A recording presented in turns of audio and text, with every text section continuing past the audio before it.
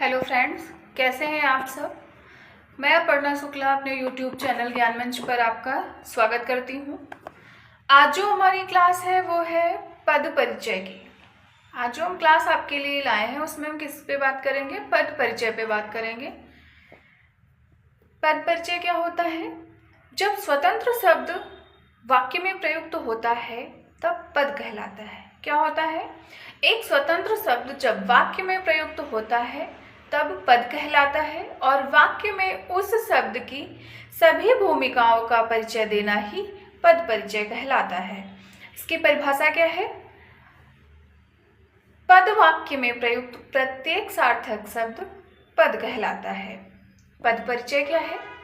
वाक्य में प्रयुक्त शब्द के भेद, उपभेद, लिंग, वचन, कारक आदि के परिचय के साथ ही वाक्य में प्रयुक्त अन्य पदों के साथ उसके संबंध का भी उल्लेख किया जाता है। पद परिचय में किस किस का उल्लेख होता है? वाक्य में प्रयुक्त शब्द के भेद, उपभेद, लिंग, वचन, कारक आदि के परिचय के साथ ही वाक्य में प्रयुक्त अन्य पदों के साथ उसके संबंध का भी उल्लेख किया जाता है।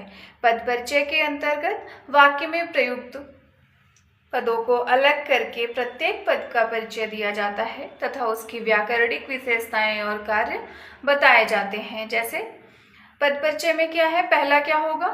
संज्ञा शब्द का पद परिचय, फिर है सर्वनाम शब्द का पद परिचय, विशेषण शब्द का पद परिचय, क्रिया शब्द का पद परिचय, अव्यय शब्द का पद परिचय। जो अव्यय शब्द का पद परिचय है उसको फिर कितने भागों में बांटा गया है? क्रिया विशेषण शब्द का पद परिचय, संबंध बोधक शब्द का पद परिचय, समुच्चय बोधक शब्द का पद परिचय, विस्मयादि बोधक शब्द का पद परिचय। फिर अगला क्या है? पद परिचय में सबसे पहले क्या है? संज्ञा शब्द का। किसका पद परिचय पढ़ेंगे? संज्ञा शब्द का। तो वो क्या है? संज्ञा शब्द के पद परिचय के लिए संज्ञा के भेद, लिंग, वचन, कारक तथा उस शब्द के क्रिया से संबंध को व्यक्त किया जाता है। जैसे एक वाक्य है, राजेश ने रमेश को पुस्तक दी। वाक्य क्या है? राजेश ने रमेश को पुस्तक दी। अब इसमें राजेश क्या है? राजेश क्या है? हमारा संज्ञा है। और कैसी संज्ञा है? व्यक्तिवाचक संज्ञा है। अब संज्ञा का भेद पता चल गया कि कौन सा है? राजेश व्यक्तिवाचक में है। फिर आगे है लिंग। तो लिंग में ये कौन सा है? पुल्लिंग है। वचन में क्या है? एक वचन है। तथा इसमें कारक कौन सा है? ने के साथ कर्ता कारक। ने के साथ क्या है? कर्ता कारक। दी क्रिया का कर्ता है। फिर आगे क्या है? रमेश। रमेश भी क्या है? संज्ञा है, व्यक्तिवाचक है, पुल्लिंग है, एक वचन है। और इसमें क्या है? दी क्रिया का कर्म को के साथ कर्म कारक है। पुस्तक क्या है? संज्ञा, जातिवाचक, स्त्रीलिंग, एक वचन और क्या है? कर्म कारक है। फिर आगे है वाक्य, नेपाल चीन से हथियार लेता है। अगला कौन सा वाक्य है? नेपाल चीन से हथियार लेता है। नेपाल क्या है? इसमें संज्ञा है। और कैसी संज्ञा है? व्यक्तिवाचक संज्ञा है, पुल्लिंग है, एक वचन है और क्या है? कर्ता कारक है। संज्ञा शब्द परिचय में हमने पढ़ा था ना कि संज्ञा शब्द के पद परिचय के लिए संज्ञा का भेद, लिंग, वचन, कारक तथा उस शब्द के क्रिया से संबंध को व्यक्त किया जाता है। तो इसमें समझ में आया ना कि संज्ञा, वचन, कर्ता ये सब समझ आए वाक्य में कि नेपाल संज्ञा है, व्यक्तिवाचक है, पुल्लिंग है, एक वचन है और क्या है? कर्ता कारक है। चीन क्या है? संज्ञा है, व्यक्तिवाचक है, पुल्लिंग, एक वचन और क्या है? अपादान कारक है। क्या है? अपादान कारक है। क्योंकि चीन से है ना, तो ये क्या होगा? अपादान कारक होगा। फिर हथियार। हथियार में क्या होता है? संज्ञा, जातिवाचक, पुल्लिंग भी है, बहुवचन है। हथियार कोई एक थोड़ी ना ले रहा है, बहुत सारे लेता है ना, तो क्या है? बहुवचन है। और कैसा कारक है? कर्म कारक है। ठीक। फिर आगे बात करेंगे सर्वनाम शब्द का पद परिचय। सर्वनाम शब्द के पद परिचय के लिए सर्वनाम का भेद, लिंग, वचन, कारक, क्रिया के साथ संबंध तथा पुरुष पर विचार किया जाएगा। जैसे मैं तुम्हारे साथ चलता हूँ। वाक्य क्या है, मैं तुम्हारे साथ चलता हूँ। इसमें मैं क्या है, उत्तम पुरुष सर्वनाम, पुरुषवाचक पुल्लिंग, एक वचन चलता हूँ, क्रिया का कर्ता कारक, यह वही कार है। अगला क्या है, यह वही कार है, तो यह क्या है, इसमें सर्वनाम है और कैसा है, निश्चयवाचक है ना। कार को क्या है, यह वही कार है, ये निश्चित है कि यह वही कार है, तो कैसा हो गया, निश्चयवाचक हो गया। अन्य पुरुष है, स्त्रीलिंग है और एक वचन है। फिर आगे क्या है, विशेषण शब्द का पद परिचय। विशेषण शब्द के पद परिचय हेतु विशेषण का प्रकार, अवस्था, लिंग, वचन व विशेष्य के साथ उसके संबंध आदि का वर्णन किया जाता है। जैसे हमारे वीर सैनिकों ने सब दुश्मनों का नाश कर दिया। वीर क्या है, विशेषण है और कैसा है, गुणवाचक है। मूल अवस्था है इसकी, तो क्या होगा, मूलावस्था। पुल्लिंग बहुवचन, सैनिकों क्या है, विशेष्य का गुण व्यक्त करता है। सैनिकों क्या, विशेष्य का गुण व्यक्त करता है।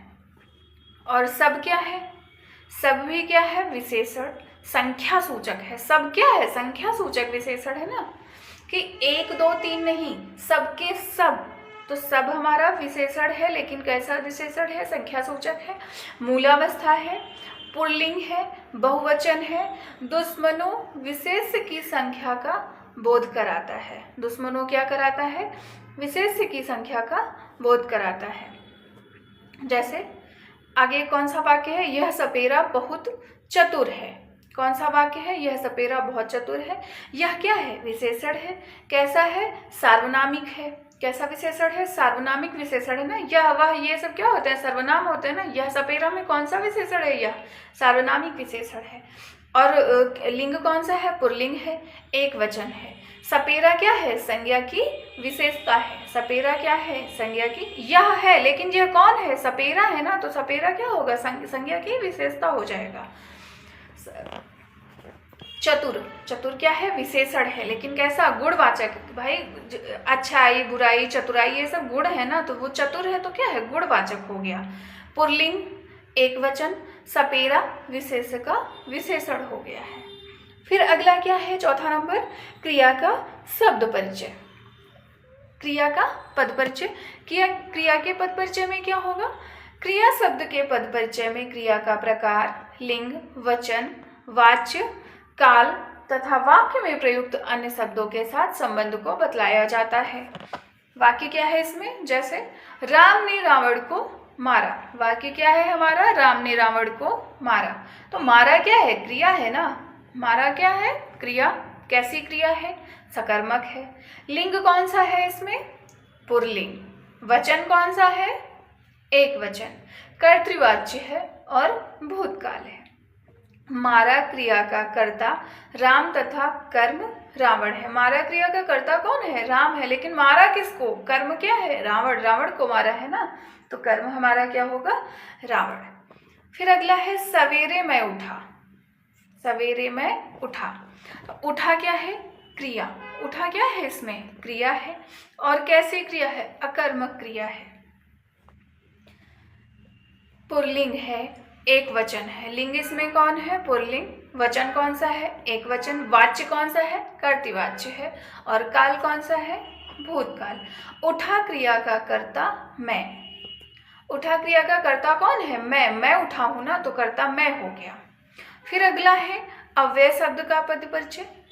क्या है अगला, अव्यय शब्द का पद परिचय।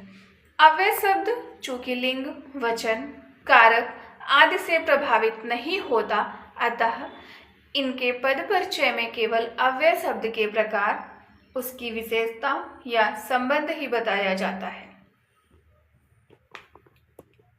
अव्यय शब्द में पहला क्या है, क्रिया विशेषण का पद परिचय।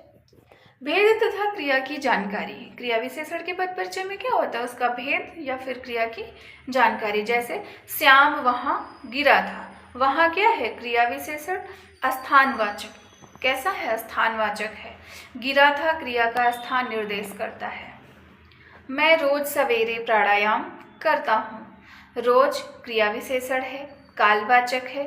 प्राणायाम क्रिया का समय बताकर उसकी विशेषता प्रकट करता है। प्राणायाम क्या है? क्रिया में समय बताकर उसकी विशेषता प्रकट कर रहा है। अगला है हमारा समुच्चय बोधक। अगला क्या है? समुच्चय बोधक। समुच्चय बोधक में क्या है?